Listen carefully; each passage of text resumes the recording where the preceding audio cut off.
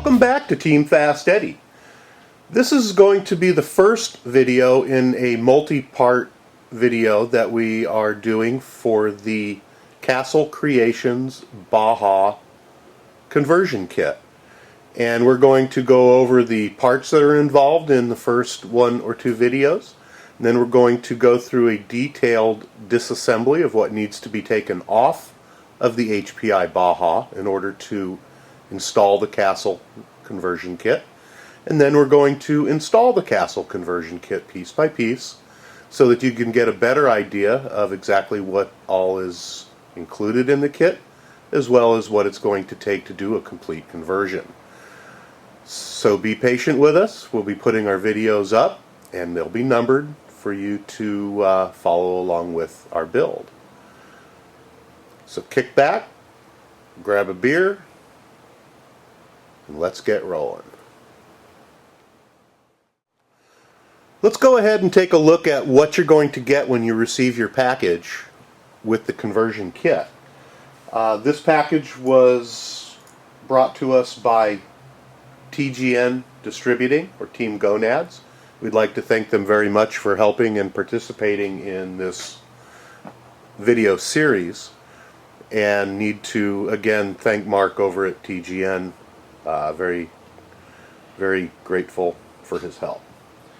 We received 4 boxes, and boxes were heavy when we got them. I'm not going to get technical about motor specifications and ESC specifications and whatnot. We're just going to show you what is in the kit and give us some observations on what we have found. We're going to go ahead and open up the first box, which contains our motor. And the first thing that we notice when we get this thing out is how big it is and how heavy. I think I weighed it. It's somewhere around 2.5 pounds, I believe. I've got big hands, and you can see that it is a very, very hefty motor.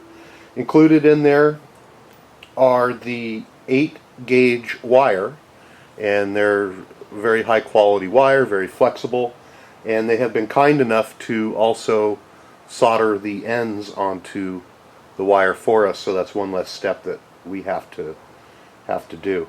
And it's a 780 kV motor, and it's capable of 30,000 RPM max, which it states right on the case. Again, it's very hefty. It's well made. It's got raised cooling ridges on it, and I think it's going to be a very, very tough motor. From what we've read and what we've seen, it's fully capable. Also included in the motor box is, see if we can get them out here, is they give us some additional bullet connectors for the ESC end wires for us to solder on. And again, these are included in the motor box. So you have 3 of those, one for each wire. As we move on here, the next box that we're going to open is the Cooling Fan Shroud. Comes all packed up nice here. We're going to go ahead and pull that out. As you can see, it's dual fans, and it is all made out of plastic. It's got a nice insulated long wire on it to connect. It's probably a little bit too long, but we can always coil that up or cut it off. But again, it's very well insulated. The shroud itself fits very nicely onto the motor. Got to get it lined up right. Like I said, you have to get it lined up right, and it's going to snap right on there for us and allow us for additional cooling. So that's a nice added touch to the kit, is not having to go out and separately purchase a cooling shroud. So that's all included. Next thing we're going to do is take a look at the ESC, which is contained in its own box. It's all nicely packaged up in here. And we also get some stickers, and we also get a little direction box here on programming and whatnot. Your stickers. Also included in here, and it took us a little while and we dug through the package, but there's no Castle link included in the kit. However, you do get a certificate for a free one, which you can go ahead and enter in your code on the internet and they'll go ahead and send you one. Or optionally, if you already have one or if you don't want to use your computer, you can pick up their Field Link kit for only $10, and that's the option I chose. I've already got a Castle Link, so I filled it out and on the internet, and the very next day I got a shipping notice that it was on its way, and I should have it in a day or so. So just because you don't have a Castle Link or the Field Link included in your boxes doesn't mean you don't get one. You just have to find the little certificate located in the directions, and they'll go ahead and send you out a Castle Link for free or a discounted Field Link. As we open up the ESC, again, this thing is huge. Big, big, big. It uses the 8-gauge wires on here. The battery ends allows you to choose and put on your own connectors, whatever you choose that you're going to use on yours, which we're undecided. But I think we're just going to use bullet connectors. Just have a little bit more research to do on that. It's got nice long wires for it.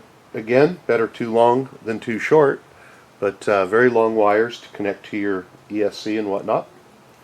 We go over, and this is the motor portion where the motor's leads line up and where we're going to solder on the included connectors that came in the motor box. The ESC is an aluminum case. It's very hefty. Has 4 little tie-down screw areas on the bottom, which I'm sure we'll use to mount it onto the Baja. It's also got a cooling fan built on, which again is a nice touch because a lot of ESCs you have to go out and buy an additional cooling fan if you don't have one. The one thing that I noticed right away, and I use a lot of different ESCs in smaller 10th and 8th scale, but the caps on here are built in and they're not flopping around. They're not on a little wire that you have to mount somewhere else. They're all fully shielded in a hard plastic and pushed in there and all connected to the ESC, which I really like. So this is the ESC unit, and we're going to go through the installation of that when we come to it as part of our build. So again, this is the ESC that comes with it, and if you look on the inscriptions on here, it says that it's for 8S LiPos, 34 volt max, and it's got a 5 amp BEC on there. The next box contains all of our conversion parts that we're going to use going from a gas to an electric.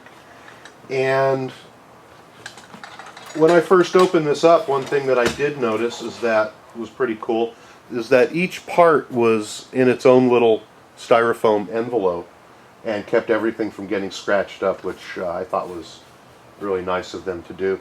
As we pull the stuff out, we have a lot of little baggies here, which we'll go over. The first baggie that we have is battery straps, and we're going to use those to hold our batteries in. We've also got a pinion gear, which has a little set screw in the bag, so when you open that up, don't lose your set screw. But we do have the one included pinion, and it is a 14 tooth, and they do have other pinions that are available. They also included a whole myriad of different nuts and bolts in here, and there's several different packages, and again, very nice of them. Each one of the baggies is completely labeled as far as what screw it is and how many pieces should be in there. And that's a nice touch, and kudos to Castle for labeling their hardware bags. We have a foam rubber pad that's going to fit in the bottom of the chassis, and that's, I believe that's what it's for, and your batteries will rest on top of that so that they're not rubbing on the metal chassis. I do believe that that's what this is for, but as we build it, we'll find out. The rest of the aluminum parts, we have a back plate. We have a spur plate cover. We have a rear brace. We have two separate side braces, one for each side. And then we have